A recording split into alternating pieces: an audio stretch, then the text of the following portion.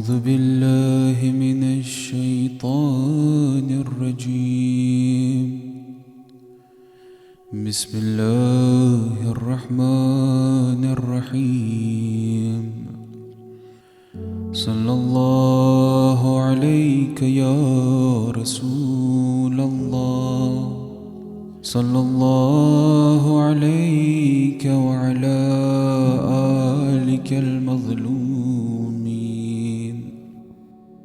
صلى الله عليك يا أبا عبد الله صلى الله عليك وعلى المستشهدين بين يديك ما خاب من تمسك بكم وأمنا من لجأ إليكم يا ليتنا كنا معكم فنفوز فوزا عظيما.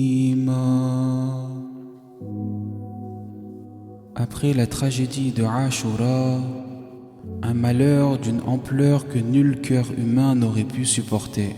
Un autre supplice plus insupportable encore s'abattit sur les Ahlul Bayt alayhimus salam. La captivité, le périple vers Cham en passant par Koufa.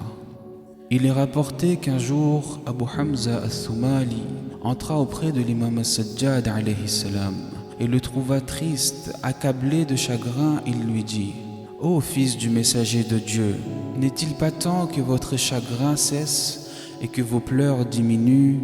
Mon maître, être tué est une habitude pour vous, et le martyre est un honneur que Dieu vous a accordé. Et à ce moment-là, l'imam al-Sajjad alayhi salam se tourna vers lui et dit: qu'Allah récompense ton intention, ô Abu Hamza. Walakin qatlur rijal lana adda walakin hal sabyun nisa lana adda. Le martyre des hommes est une habitude pour nous, mais la captivité des femmes est-elle aussi devenue notre habitude? Hal ra'at aynaka aw sami'at udhunaka anna alawiyya subiyat lana qabla yawmi ashura. Tes yeux ont-ils jamais vu ou tes oreilles entendu qu'une femme issue de la descendance de Ali ait été faite prisonnière avant le jour de Ashura? Dans la Ziyarat al-Nahiya, témoignage de l'imam al-Mahdi alayhi salam, il est dit: وَسُبِيَا أَهْلُكَ كَالْعَبِيدِ وَصُفِّدُوا فِي الْحَدِيدِ. Ô Aba Abdillah, votre famille fut capturée comme des esclaves et on les a enchaînés avec du fer. Quand nous entendons la plainte de l'imam al-Mahdi, Suffidou fil hadid, en réalité, il ne décrit pas que l'histoire, il décrit sa propre plaie. Ce n'est pas qu'un passé, c'est un deuil vivant, c'est un cri toujours suspendu. Celui qui pleure chaque jour et chaque soir, à la place des larmes, des gouttes de sang. Mais que s'est-il passé après le jour de Ashura? Les chaînes rongeaient la peau des filles du prophète, les fers chauffés au soleil collaient aux poignets, le sang et la chair se mêlaient et aucun soin ne leur était donné. Ils furent traînés à travers les déserts, yusaqouna fil barari wal falawat, parfois dans les plaines brûlantes, parfois dans les chemins poussiéreux, sous le soleil brûlant, sans ombre, sans voile, sans eau. Ils marchaient pieds nus, avec la poussière de leur bien-aimé encore sur leur visage.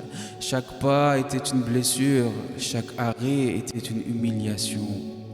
Ces femmes étaient les petites filles du prophète, et pourtant on les montrait en public, on les traînait à travers les marchés comme des trophées de guerre, les enfants affamés, enchaînés, exposés comme des butins, des hommes rigolaient, des enfants lançaient des pierres, des femmes murmuraient: ce sont les filles de Ali et Fatima, où sont donc leurs protecteurs? Et lorsqu'on analyse l'histoire, on réalise que d'un point de vue géographique, le trajet choisi pour rejoindre Cham fut volontairement le trajet le plus long. Les hommes de Omar et Saad avaient l'ordre de parader et défiler avec les captifs dans un maximum de villes afin de montrer à leurs habitants le pouvoir de Yazid et afin d'humilier et déshonorer la famille de l'imam al-Hussein alayhi salam. C'est ainsi que le 11 Muharram, quand le convoi quitte Karbala, il passe d'abord par Nukhayla en direction de Koufa et ils arriveront tôt le lendemain matin, donc le 12 Muharram, à Hannana, une province de Koufa. Ce nom en arabe qui signifie le gémissement plaintif d'un agneau lorsqu'il pleure et se lamente. Cheikh Abbas Qummi, dans Muntaha al-A'mal, rapporte que le masjid de Hannana a dégagé ce bruit et cette lamentation à 2 reprises. Lorsque l'imam Ali alayhi salam fut frappé à la tête dans la mosquée de Koufa et transporté de nuit jusqu'à Najaf, ils passèrent près d'une mosquée dont les murs et les minarets se courbèrent en signe de respect pour lui. Et on pouvait entendre ce Hannan, cette lamentation, ce bruit en provenance de cet endroit. Et de nouveau, cette nuit-là, le 12 Muharram, la mosquée de Hannana gémissait une nouvelle fois. Mais cette fois, c'était la tête de son fils Hussein que l'on transportait. Ce cri qui s'élevait des pierres, c'était le cri du monde entier. L'auteur de Al-Jawahir, dans son ouvrage Al-Mazar, rapporte à propos des pratiques liées à la mosquée de Hannana un événement tragique survenu à la tête bénie de l'imam al-Hussein alayhi salam. Une tragédie d'une telle intensité que le trône en chancelle.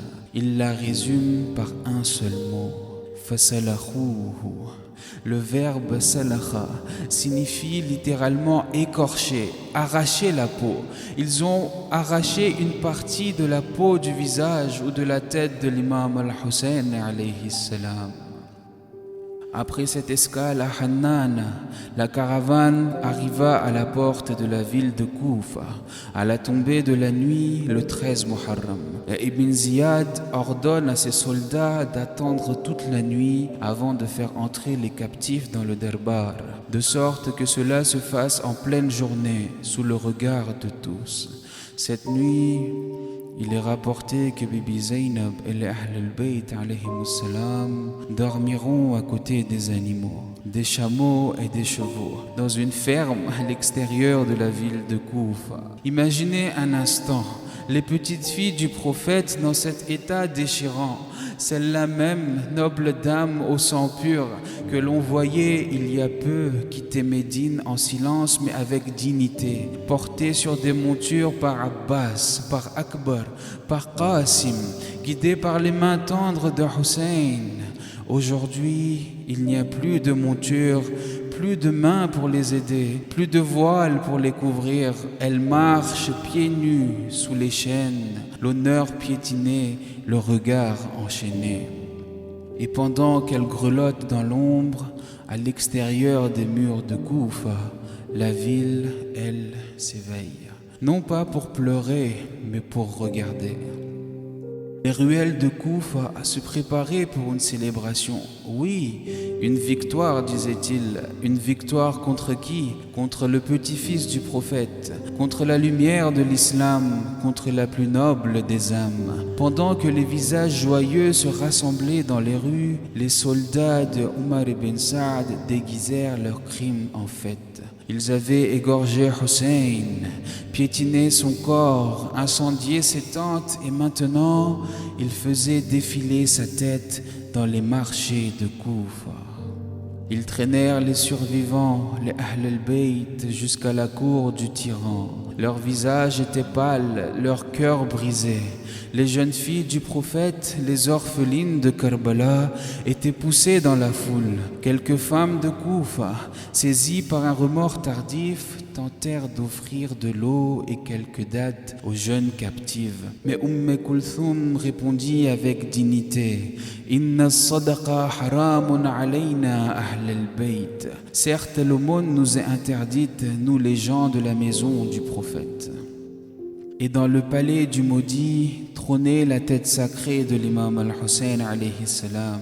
posé sur un plateau maculé de sang séché. Et ce tyran d'Ibn Ziyad, non satisfait de son assassinat, se leva.